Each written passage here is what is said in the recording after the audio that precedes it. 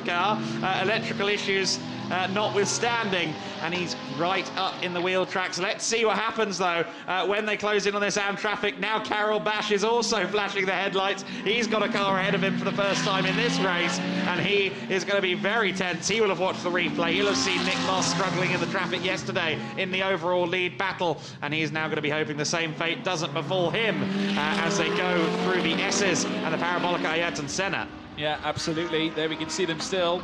All three cars. There's the AF Corsa, just causing a little bit, maybe a bit of a hiccup here, a bit of a hindrance that could offer Axel Jeffries maybe an opportunity as they now head around turn 13 at the Parabolica Ayrton Senna. Oh, here we go, side by side. Here's the Kessel car of Axel Jeffries, makes it side by side through now with Carol Bash, heading past the pit lane. He's got a nose in front. He has the inside line in towards turn 1. Christodoulou gets past the car in behind 2, but Axel Jeffries, he's taking it. P1 now, here in the initial stint. Here comes the Audi again now. Carol Bash far from done, but he's going to have to succumb to second place, as now you see Christodoulou 3 wide now, in towards the next ride. Christodoulou has a chance. Here comes the Mercedes. It's literally relentless right now. Carol Bash now, trying to get back into P1. He's done it. He's done it with Christodoulou in the fray as well, Adam.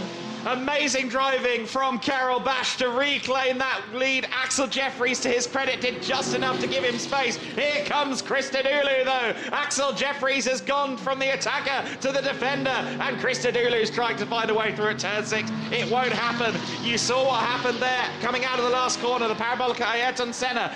Carol Bash had to give it a wider berth because of the lap traffic. He then had to tap the brake pedal coming out of the Parabolica Ayrton Senna. That's what gave Axel Jeffries the run. That's what briefly gave Axel Jeffries the lead, but Carol Bash responded immediately, and there goes Christodoulou. It was always going to be a rough move up the inside from there. Jeffries did give him room just in case, and that may have actually given Christodoulou the opportunity. They're almost side by side, going through the S's, bouncing over the curbs. The driver change window is now open. I'd be very surprised if we saw any of the first 3 cars in just yet, but we'll keep an eye on that one. Indeed, none of them go past on this occasion. Christodoulou, he opened the door a bit at Gancho. That gave a bit of a problem to Axel Jeffries, who then had a poor run through that chicane. Christodoulou couldn't quite capitalise, however.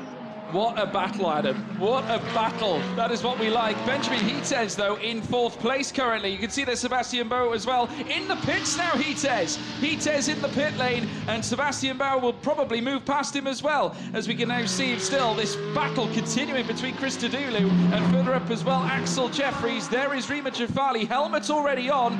Does this mean that this is going to be a bold in-lap coming in from Adam Christodoulou, potentially on the cards? I can't see any reason why not. We'll have to wait and see. I thought they might keep Adam out for a few more laps, but if he feels he's being held up by Axel Jeffries, then maybe so. We'll have to wait and see what's happening. Of course, they do have a 10-second penalty to contend with as well for winning the Pro-Am yesterday. Not a penalty as such, but 10 seconds extra on their pit stop. Joe Osborne will be taking over from Nick Moss. Moss in at the first opportunity to hand over to Joe Osborne, who was getting some sighting laps in on a scooter last night. A bit faster material he's about to get behind the wheel of today. And here comes Jeffries and Christodoulou once again through Gancho. Janine Schaffner in to hand over to Moritz Kranz as well in the number 9 car. There you see the handicap, quite a useful graphic to have there as well. You get the baseline pit stops, all the penalties as they apply. 65 seconds is the base pit stop time that they must adhere to. The top 3 across the line, no signs of a pit stop yet for Christodoulou. He continues to try and home in on Axel Jeffries as Chad Aroglu comes into the pits to hand over to Dan Fuminelli.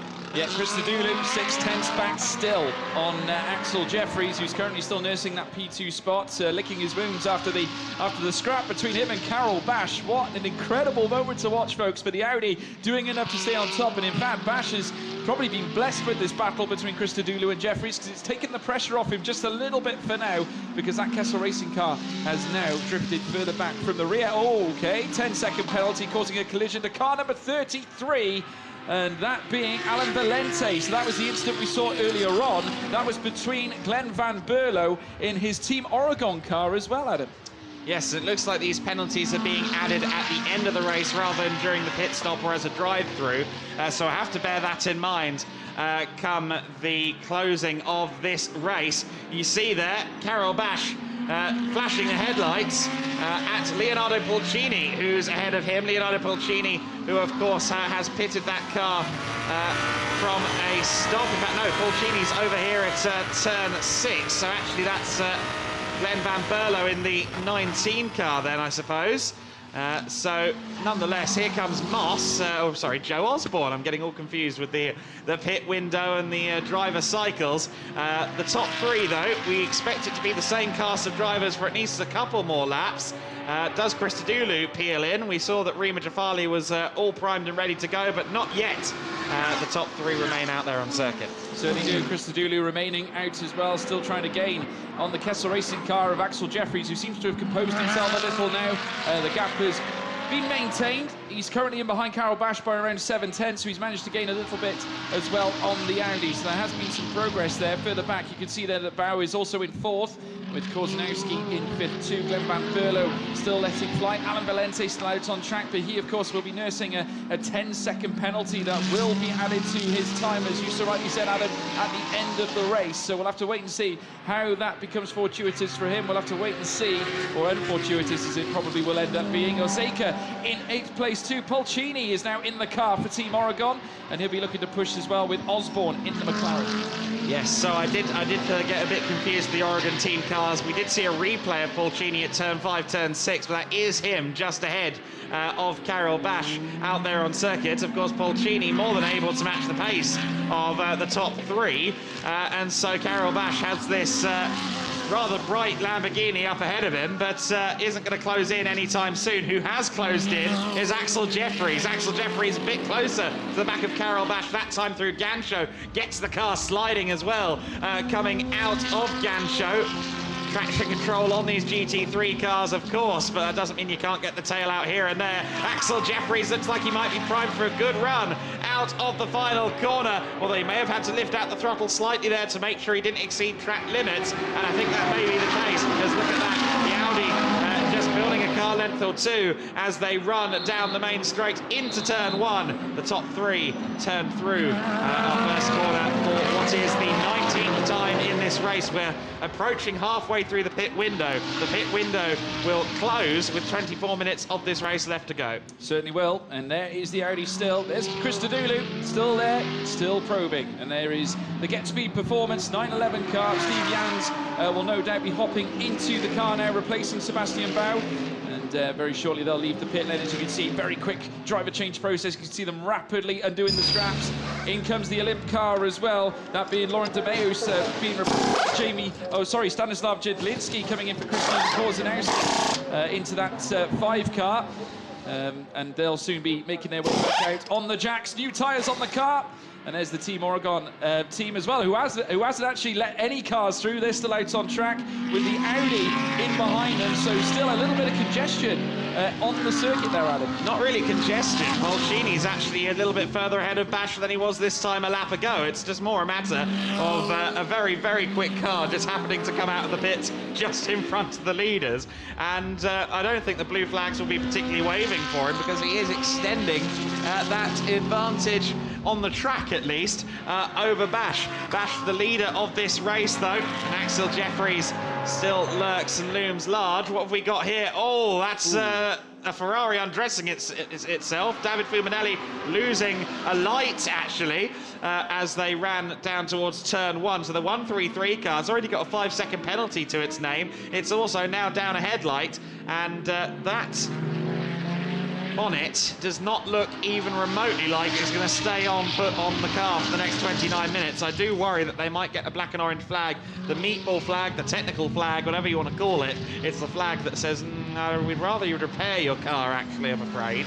And the 133 may well be liable to that. It's certainly coming apart quite literally at the seams. Not ideal for the aero either, Adam, has to be said. True. It may hold you up a little bit, but hopefully won't cause too much trouble, fingers crossed. But there is Carol Bash, still holding his own out in front. Axel Jeffries not far behind, within half a second. And Christodoulou 9/10 back. If we look further down, there's still cars still yet to box, though. Joe Osborne is now trying to gain on Steve Jans. Christodoulou with a flash there, as you can see in the lights, just letting Jeffries know that he is still once again there. Karel Bash still leading this contingent around, leading the overall classifications as well. And we do have a black and orange flag for car 133 belonging to David Fuminelli, and that I would imagine is due to the light flying out the front and the bonnet being loose as well, Adam. Yes, I think they may have, no, they definitely didn't listen to me on the matter, but clearly we're in sync at least on that thought. That bonnet does look like it could come up at any given moment, so it's in the best interest of everybody, including David Fuminelli,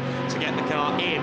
Does anyone come in from the top three this time? The answer is no. You see there just in the back of shot as well, the 911 car, Ziemian. That's not the car in fourth, that's the car in 8th position at the moment. He's actually behind Leonardo Polchini, who is in 7th overall at this stage.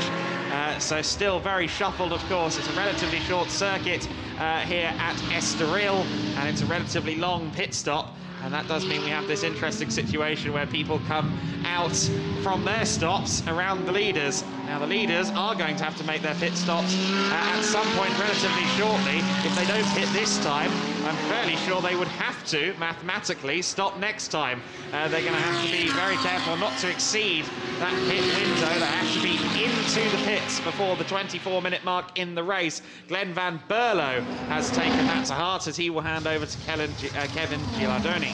Yeah, Kevin Gilardoni now coming into the car, replacing Glenn Van Berlo. As you can see, car now up on the jack, tyres being replaced.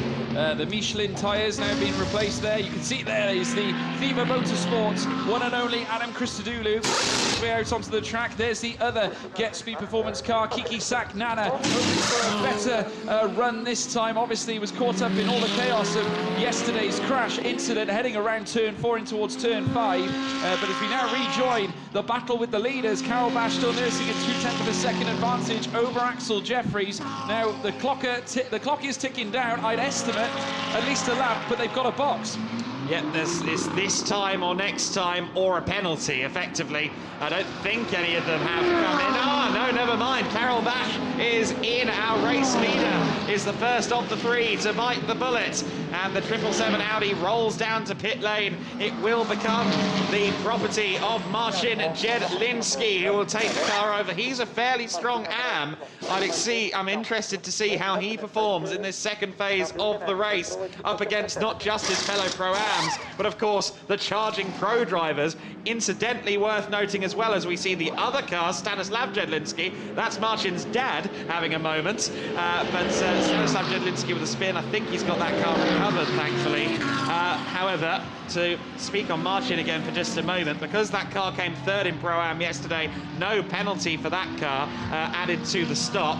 The number 73 that now leads, Axel Jeffries, that's going to have to stop for 5 seconds longer. Christodoulou has to stop for 10 seconds longer. Polchini, as yesterday's winner in Pro, also had to stop for 10 seconds longer than the standard 65-second hold. So there is going to be a lot of cards falling all at once, and I think quite a few of them will fall for Marcin Jedlinski. Yeah, and there's going to be a very complex order indeed, because obviously all things have changed. What we